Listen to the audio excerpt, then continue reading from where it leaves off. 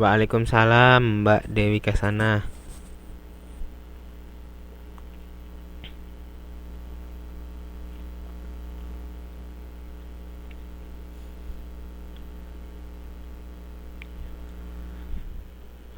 Ya teman-teman, ada yang ingin bertanya?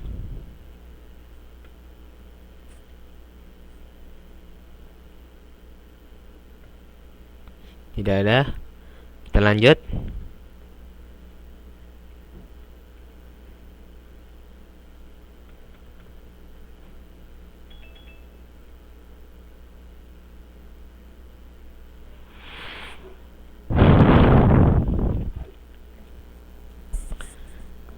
Nah, sekarang kita akan menuju ke sistem akuntansi sistem kos produksi.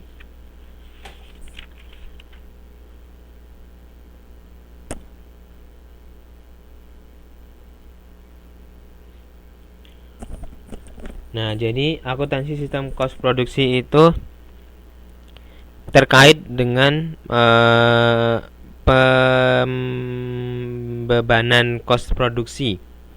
Pembebanan kos produksi ini meliputi bahan baku, tenaga kerja langsung, dan overhead pabrik pada akun produk dalam proses departemen yang tepat.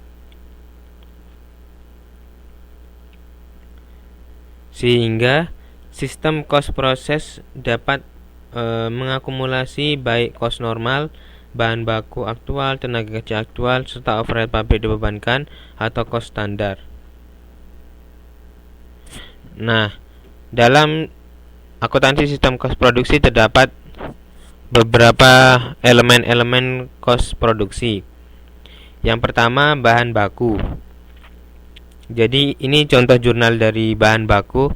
Semisal jurnal untuk mencatat penggunaan bahan baku sebesar 2.100.000 di departemen A adalah sebagai berikut. Produk dalam proses departemen A sebesar 2.100.000. Sediaan bahan 2.100.000.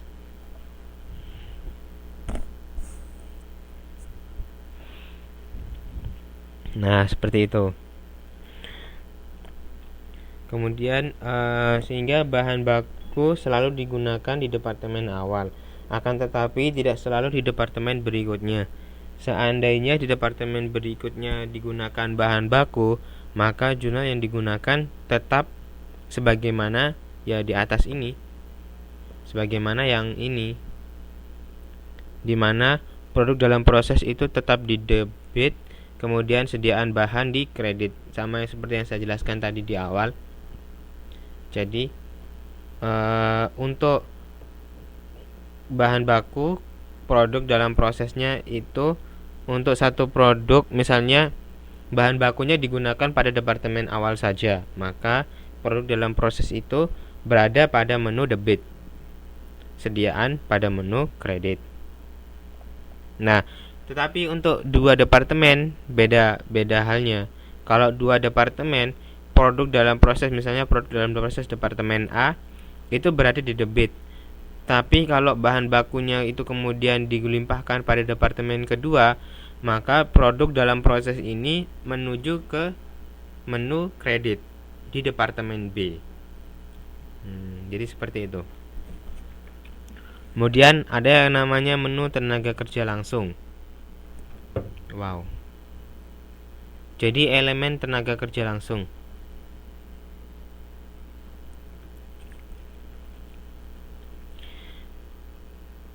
Di sini contoh tenaga kerja langsung, misalnya untuk mencatat penggunaan tenaga kerja langsung di departemen A sebesar 1.200.000, departemen B sebesar 1.450.000 sebagai berikut.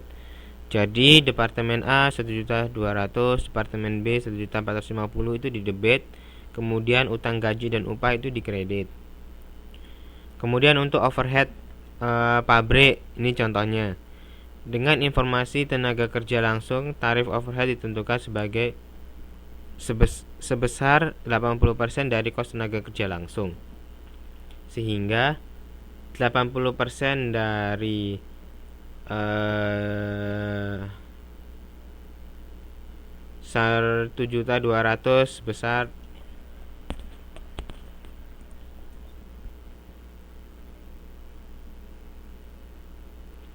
Jadi 80% dari 1.200.000 itu berapa? Kemudian 80% dari 1.160.000 itu sekian. 80% dari 1.450.000 itu sekian. Ini bukan 1.650.000. Kebalik. Ini totalnya 2.650.000. Kalau ini totalnya 2.120.000. 120 ini benar. Kalau yang ini salah. Ini totalnya 2.650.000. Bukan 1 tapi 2. Kemudian setelah kita mencatat bahan baku, tenaga kerja langsung, overhead pabrik, kita akan membuat yang namanya laporan kos produksi. Laporan kos produksi. Nah, laporan kos produksi itu merupakan dokumen yang digunakan untuk mengakumulasi kos yang dilakukan oleh departemen berdasarkan suatu periode waktu. Biasanya laporan produksi itu berisi informasi sebagai berikut. Yang pertama, jumlah unit produk dalam proses awal. Yang kedua, jumlah unit selesai dan ditransfer ke departemen berikutnya atau ke gudang produk jadi.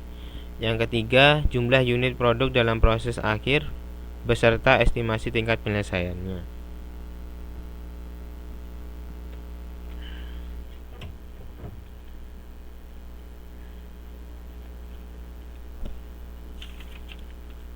Nah, ini ada beberapa contoh.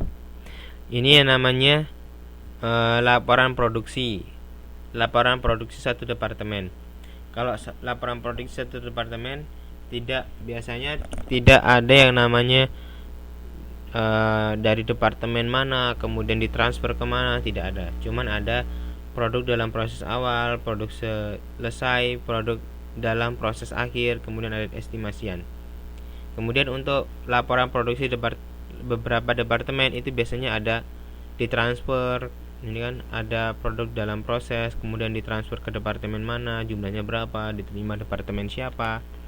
Jadi seperti itu contohnya.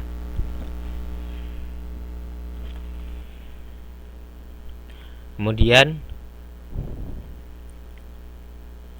langkah-langkah penyusunan kos produksi. Jadi kan kita sudah tahu apa saja isinya. Sekarang kita akan menyusun. Bagaimana sih cara menyusun kos produksi? Ada 4 langkah. Biasanya yang biasanya disebut dengan 4 schedule. Langkah yang pertama adalah pertanggungjawaban aliran fisik unit produk atau schedule kuantitas. Jadi schedule ini merupakan pertanggungjawaban unit fisik yang masuk maupun keluar dari departemen. Harus selalu diingat jumlah unit dipertanggungjawabkan harus sama dengan jumlah unit pertanggungjawaban. Jadi yang dipertanggungjawabkan harus sama dengan pertanggungjawaban. Langkah yang kedua, perhitungan unit ekuivalen produksi atau schedule ekuivalen produksi.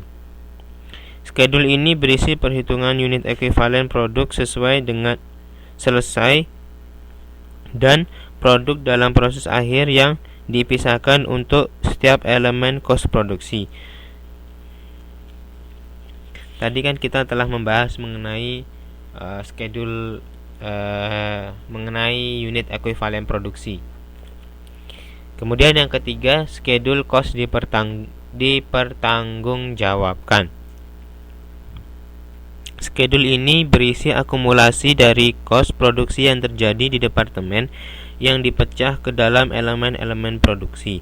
Selain itu, dihitung kos per unit per elemen produksi yang nantinya informasi ini akan digunakan untuk menentukan beban kos ke produk selesai dan produk dalam proses akhir.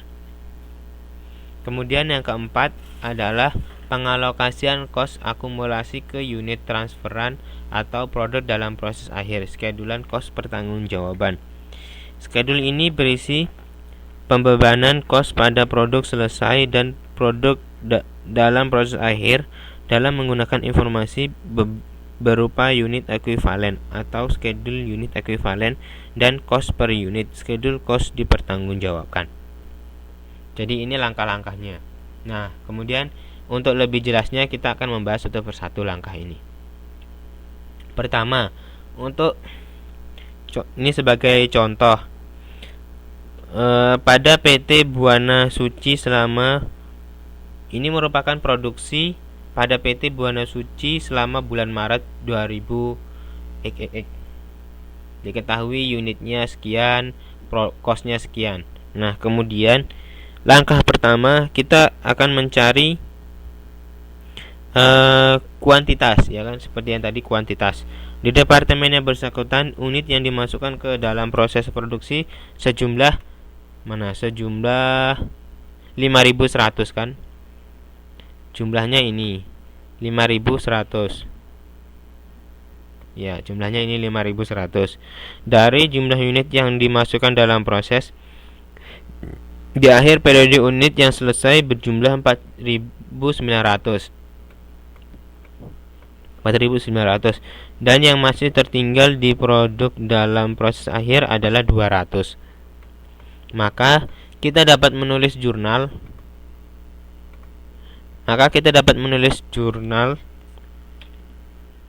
dari penggunaan bahan baku produk dalam proses. Ini kan produk dalam prosesnya,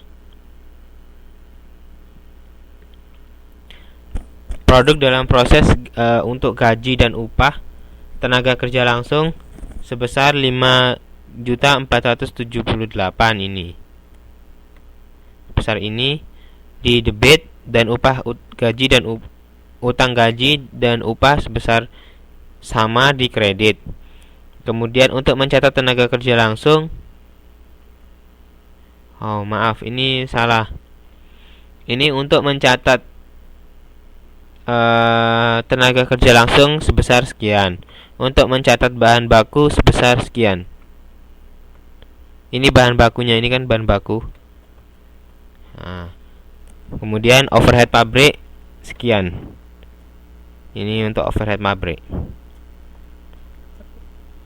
Ya kan, overhead pabrik. Ini untuk overhead pabrik.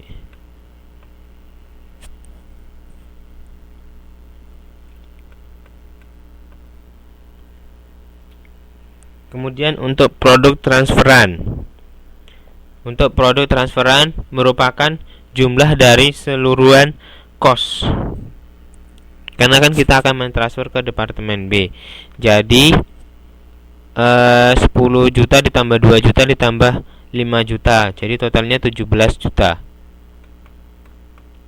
Itu produk jadi. Kemudian produk dalam proses di departemen A sebesar ini.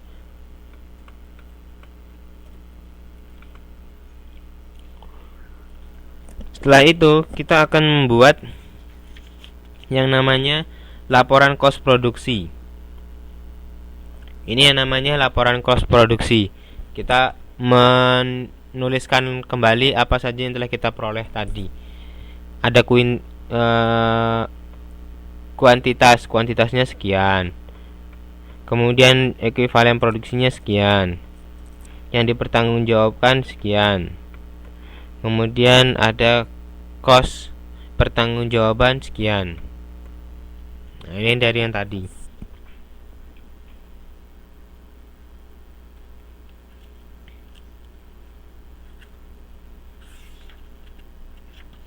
Ini yang untuk satu departemen. Nah, bagaimana kalau dua departemen? Nah, kalau dua departemen seperti ini. Aliran kos produksi dua departemen. Untuk dua departemen seperti yang saya jelaskan tadi, ada departemen A dan departemen B di awal. Jadi bahan baku dari